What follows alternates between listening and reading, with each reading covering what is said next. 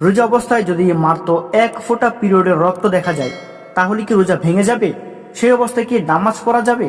চলুন কোরআন, হাদিস ও ফিকহের আলোকে সহজ ভাষায় জেনে নিই। প্রিয় দর্শক, ইসলামে মহিলাদের পিরিয়ড অবস্থায় নামাজ ও রোজা আদায় করা নিষিদ্ধ।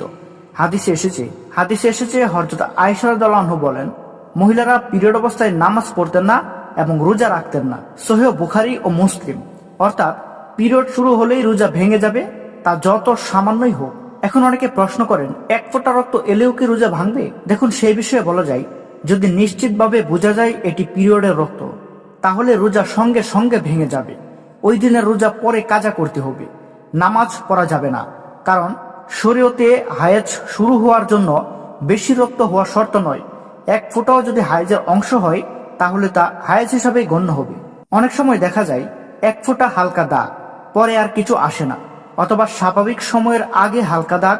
এই ক্ষেত্রে দেখতে হবে এটা কি আপনার নিয়মিত পিরিয়ডের সময়, নাকি রক্তের রং ও লক্ষণ কি পিরিয়ডের মতো, এটা আপনাকে দেখতে হবে।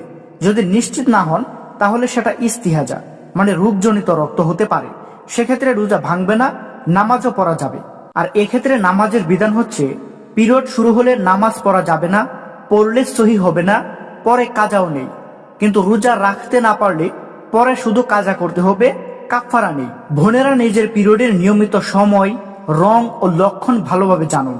সন্দেহ হলে স্থানীয় কোনো আলেম বা মুফতির সাথে পরামর্শ করুন।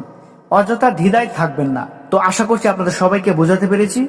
ভিডিওটি ভালো লাগলে লাইক, কমেন্ট করুন এবং আমাদের চ্যানেলটি সাবস্ক্রাইব করুন। আসসালামু আলাইকুম, আল্লাহ হাফেজ।